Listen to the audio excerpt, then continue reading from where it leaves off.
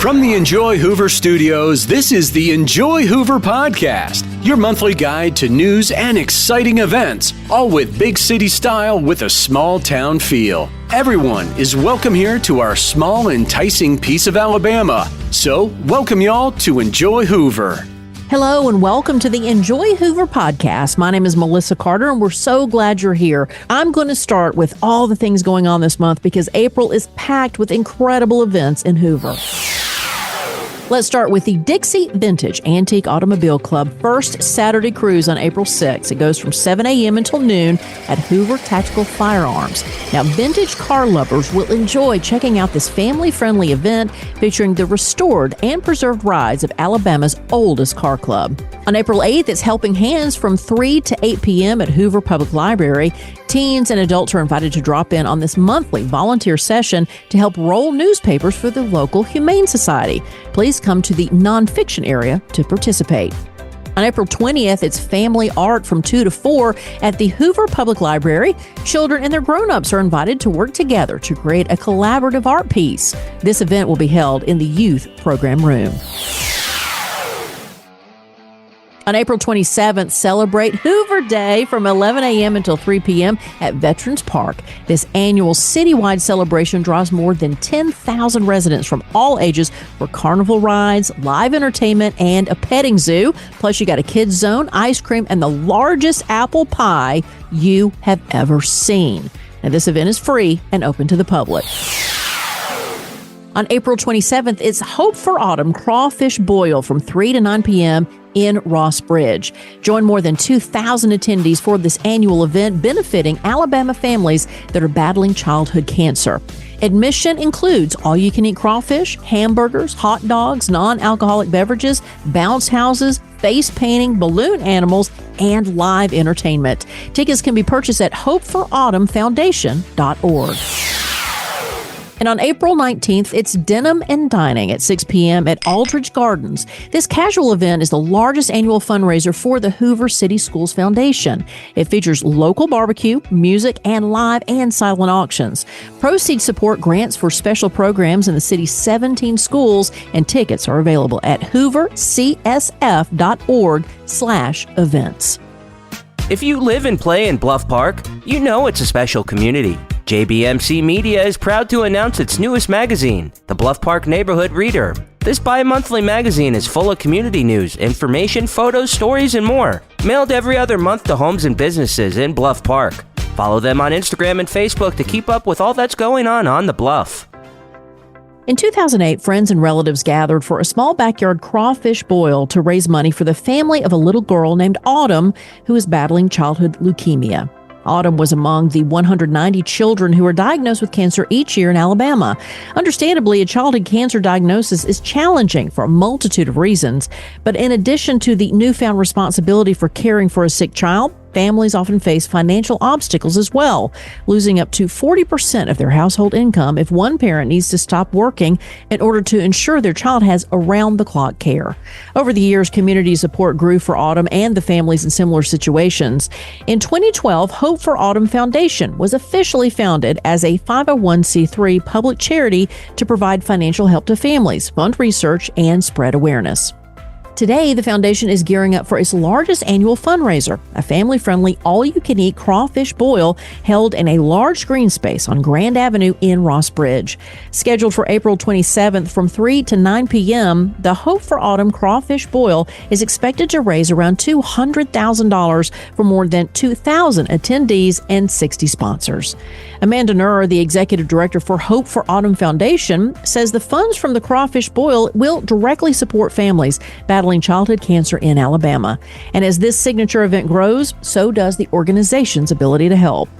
We used to be able to help 1 to 3 families one time per year every year, says Nuhr, but now Hope for Autumn Foundation accepts financial assistance applications year-round from families from the Alabama region. Now, in its 17th year, guests can expect 4,500 pounds of fresh crawfish boil on site. Hamburgers, hot dogs, and non-alcoholic beverages are also included in the admission price. Admission is $50 for those over 12 years old. If you're 5 to 12, it's $20, and if you're under 5, it's absolutely free. The boil has become a community social affair, with neighbors pitching in to purchase a group tent to serve as their home base for the day. Tent rentals, which range from $100 to $300, include a cooler with ice provided on site, but all attendees are welcome to bring their own cooler too. Chairs are available on a first-come, first-served basis for an additional fee, and event sponsors receive additional perks, including admission into a VIP tent. School-age children, even those who may not be crawfish fans, enjoy jumping in the bounce house and getting their faces painted, both available at no additional cost, while connecting with friends. As the day unfolds, a large crowd forms around the main stage to sing and dance along to live entertainment. This year's music lineup includes the Divines, who began as a local band, and Whiskey River Band, a country cover band. Proceeds from the boil will also support efforts to raise awareness and promote research, because raising awareness leads to funding, and funding leads to cures. In terms of research, Hope for Autumn Foundation contributes to Alabama's Center for Childhood Cancer and Blood Disorders Developmental Therapeutics Program, a cutting-edge research and treatment program located at Children's Hospital of Alabama. This program serves the children with incurable cancers, providing treatments that are not widely available, says NER. For more information and to purchase tickets, go to hopeforautumnfoundation.org. Tickets will go on sale closer to the date of the event. For over 50 years, Jefferson State Community College has been a beacon of education in the greater Birmingham area. With a commitment of quality, convenience, and personal attention, we've helped over 15,000 students annually achieve their goals. Offering 120 university transfer programs, 33 career programs, and countless certificates across 4 campuses and online, we're one of the largest community colleges in the state. At Jefferson State, we believe in accessible, economical education. Find your place at Jefferson State. Explore our programs and let us help you accomplish your vision. Visit jeffersonstate.edu today. Explore our site and discover how Jefferson State can help you find your place. Your journey starts here. Obi, a Labrador Retriever, is a certified police dog serving as a school resource officer at Hoover High School. He joined the Hoover Police Department in August of 2018 and has been certified as a police dog for almost 6 years.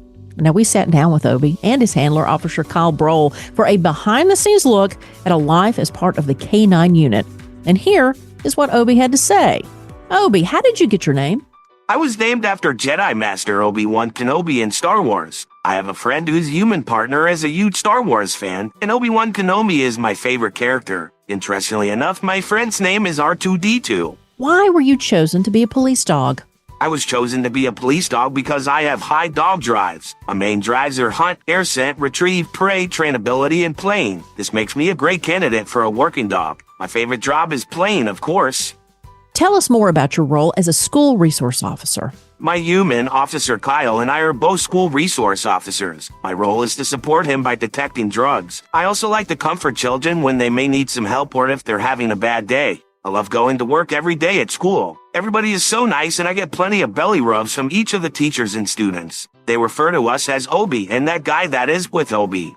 What does it take to become a police dog? To become a police dog, I had to work extra hard on my drives. I had to go through stressful classes throughout puppyhood. My human partner and I had to go through an intense 4-week drug detection course. I, of course, was already trained when my human partner came along, but we had to get to know each other and learn how to work together. I had been through 2 other courses prior to the 2 of us teaming up. What do you like most about being a police dog? What I like most about being a police dog is training with my human partner. We get to spend all day together hunting and playing. And after training, he usually throws the ball for me to fetch. What is your favorite treat?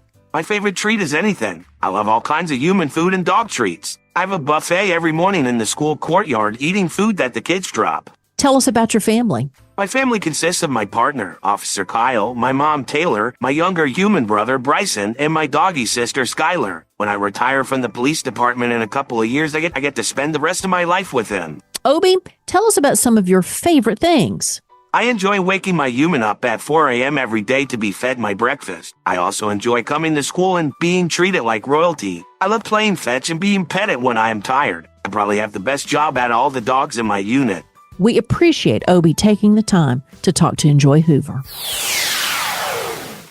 We are so excited to have David Cohen with us here on the podcast. Now, David, of course, is involved with Enjoy Hoover magazine, but also my favorite part is the owner of the Whole Scoop Ice Cream Shop. David, how are you? I am just wonderful. Life is good. It's springtime. We are going to talk about spring leading into summer and some of the summer fun in Hoover. But first, I want to talk quickly about how you got involved in Enjoy Hoover magazine. Well, Matthew and I have known each other for a long time. We did the Taste of Hoover kickoff, and he was in the magazine business. I was looking for a venue and a vehicle to get everything going in this city. And we thought it would be a great time to showcase all of our local restaurants. So that's when I met Matthew. Initially, him selling me advertising. And Enjoy Hoover is just a passion. I think if you deem yourself a hospitality professional, which I do, and a local person who wants our city to grow and to benefit and to become all it can be, you want more. And more had to be more than just my wonderful ice cream shop. It had to be more. And more for me was, how do I help showcase our restaurants? How do I help showcase all the small businesses here who need and deserve the love? Many of them are mom and pops, husbands and wives, and they're growing their business. They put it all out there. And that's how Enjoy Hoover started. It's a passion. It's not just about selling ad space. It's about telling the story of who we are here in Hoover. And people want to come here because I'd love to think they come here for the ice cream shop. Oh, well, you don't know that, David. Well, I tell myself that. People move here because of the education. I mean, we have great schools. They move here for the public service. We have great fire and police departments. And there's a true Southern hospitality here in Hoover. I like to call it Southern hospitality Hoover style. That's very welcoming. When we moved here 17 years ago and we pulled into the cul-de-sac, the neighbors came out and welcomed us. It's just been like that. When we opened up our business, we had people who came in and said, "We want you to succeed." And I don't know about you, but I had never heard anyone say that to me before. I've been in business a long time. Enjoy Hoover is telling a story of who we are to the guests who live here and the people who visit here. Well, that's what makes Hoover such a special community. And like you said, you've been there for 17 years now, and you opened the Whole Scoop Ice Cream Shop. I'm curious of the background you had in the culinary industry and what led you to actually deciding to open up this shop. Well, I've always been a hospitality professional working in big restaurants and hotels, and a hotel job is what got me here to Birmingham. I realized after a while that I have an entrepreneurial streak. And an entrepreneurial streak is about having a certain amount of expertise. Mine is culinary, mine is hospitality, but it's also being willing to take a risk. It's really funny. I enjoyed working in corporate America, but at a certain point, the entrepreneurial streak that I had just didn't jive with who I wanted to be and how I wanted to work in corporate America. So it was time to venture out on my own. And we tried to come up with something that I would enjoy, something I would love, and what's my passion. And my daughter, Katie, who's now 23, she takes full credit for it. And I don't argue with her about that. She says, "You love ice cream, do ice cream." No one is ever unhappy at ice cream. It's been a roller coaster ever since, but it's just been wonderful. Now, David, I assume that owning an ice cream shop and being in there, like you said, and your daughter said that everybody's happy when they go into an ice cream shop. That's got to be more than just being a business owner. I mean, the conversations you must have with the people that come in there and the kids you see grow up in that time coming into the shop and then later on coming in as an older kid. I mean, talk about just the holistic experience it is to own an ice cream shop. Well, it's funny. I've never heard it put as a holistic experience, but I'll buy that. For me, when I interview young people who work here, and we've had over 40 young people start their careers in the workforce here, 16-year-old knuckleheads who have never had a job and don't know what it's all about. And when I interview them, I say, okay, it's a trick question. What do we sell here? We sell a whole lot more than ice cream. We sell a hospitality experience. And, there's a story that I love to tell. Years and years ago, I had this young man come in and bring me a Lego diorama of the Whole Scoop. And he was about 9 or 10 years old. And don't you know, when he turned 16, I hired him as an employee here at the Whole Scoop. and he worked for us for 2 years, and he got a job summers working at Ross Bridge Resort, and then he went to Troy as a hospitality professional, and he just got promoted to assistant manager at the Marriott down in Mobile. Oh, that's great. Out of those 40, we've had a couple enter the military. We've had 4 of them become parents. We have them venturing into the workforce, and they've learned their skills on how to be a grown-up here at the Whole Scoop. The Whole Scoop in this town has gotten to be the place you celebrate the first day of T-ball. It's got to be the place that you celebrate your state championship. Unfortunately, we've had people come in here after funerals. We get to be the center of the community, and it's more than I could have ever hoped for in my heart. You get to see this younger generation grow and learn, but you're always wanting to grow and learn. So let's talk a little bit about that Iron Chef competition. We have Restaurant Week, which was started during the COVID year, and it has grown and grown, and it is a way to showcase our restaurants, showcase our community. And we were looking for a way to kickstart it, and Iron Chef is just a fun competition. So we recruited 4 great chefs from Trey Luna and Farrelly's and Bellini's and the Hyatt Regency Hotel, Winfrey. And we paired them up with students as their sous chefs. And their sous chefs were from Jefferson State Community College and RC3, which is our local career connection school. So we gave these chefs the awesome task of not just preparing food, but mentoring these young kids. And it was the perfect blend of being a teacher and being a true culinarian. We did it in Jeff State's in their kitchen, which is this big, beautiful kitchen. We put about 30 people in the kitchen watching them. Judges, you had Frank Roccato last month, and he was one of our judges, and Claire from WBRC and Joseph Mitchell from Jeff State, they were our judges. And it was just a win. And Matthew Allen, our publisher for Enjoy Hoover, did the trophy for us with this big old cleaver sticking out of it. It was just remarkable. Before we go, let's talk about Restaurant Week. Let's talk about this summer and what people can expect. We kick it off in July. We've taken Restaurant Week and we've turned it into a whole month. We're going to start by showcasing our firehouses. We're going to do a cooking competition between all our fire departments. Bluebell Ice Cream is giving me dessert. And then we go into a bartender challenge where we sort of do the Iron Chef, but imagine bartenders who are preparing their signature cocktails. And then we go into Restaurant Week, and we have 15 or 20 restaurants cooking for us and people tasting. And, anytime you can mix and marry our city to the people that live and work here and toil here, it's a great thing. Let me ask you one last question, David. And look, Bluebell, no disrespect, but when you taste that Bluebell, is there part of you that says, you know what, this is good, but it's no whole school ice cream shop? David Cohen, who is part of Enjoy Hoover magazine. You can find out all about Restaurant Week in Enjoy Hoover. And he, of course, owns the Whole Scoop ice cream shop. So go in and have a scoop. David, thank you so much for taking the time to be part of the podcast. Thank you so much. I appreciate you having us. Spring is the season for big formal galas and fundraisers across Hoover and the metro area. One of the residents' favorite fundraisers is a night under the stars at Aldridge Gardens in their blue jean best. The Hoover City Schools Foundation's annual and biggest fundraising event, Denim and Dining. Not only does this Hoover event support a great cause, but the casual night outdoors is the perfect time to mingle with residents and friends, enjoy great music, participate in live and silent auctions, and partake in great barbecue and beverages. Plus, the culinary students at River Chase Career Connection Center prepare the most delicious desserts. This year, Denim and Dining will take place on Friday, April 19th from 6 to 10 p.m. at Aldridge Gardens. Tickets will go on sale in early April, so be sure to get yours early at hoovercsf.org/events. Individual and corporate sponsorships are available with an option to purchase a table for 8. The Hoover City Schools Foundation has given more than $700,000 in grants since it was founded in 1992. Recently appointed as executive director, Anne Marie Harvey says that the organization is the only one that represents all 17 schools in the school system. The primary mission of the Hoover City Schools Foundation is to bridge the gap between increasingly limited public schools funding and the growing needs of our students and teachers, she says. This happens in a variety of ways, most notably through teacher grants. Our teachers have amazing, innovative ideas, and the money given to the foundation goes right back into the classroom. Examples of projects include the STEAM on the Go cart at Shades Mountain Elementary, which STEAM teacher Margie Keeney keeps stocked with seasonal activities for the teachers to use in their classrooms throughout the week.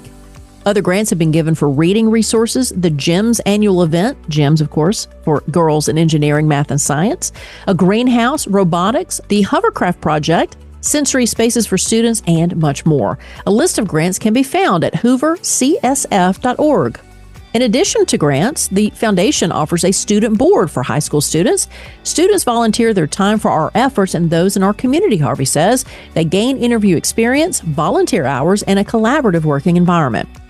Dr. Kevin Maddox, the Hoover City School Superintendent, also emphasizes that schools appreciate and benefit from community and business involvement. Businesses contribute financially to enhance what we already have through directly sponsoring sports and arts programs and contributing to the Hoover City Schools Foundation, he says. Those enhancements are designed to provide extras. Those extra opportunities for our students are what separates us from other districts. We could not make it without them.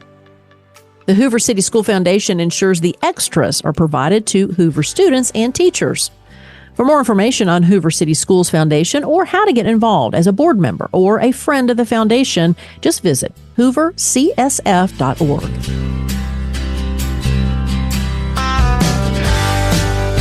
Thanks for listening to the Enjoy Hoover podcast. For even more information about Hoover and what's happening, we invite you to follow us on Facebook and Instagram. This podcast is a production of BG Ad Group. All rights reserved.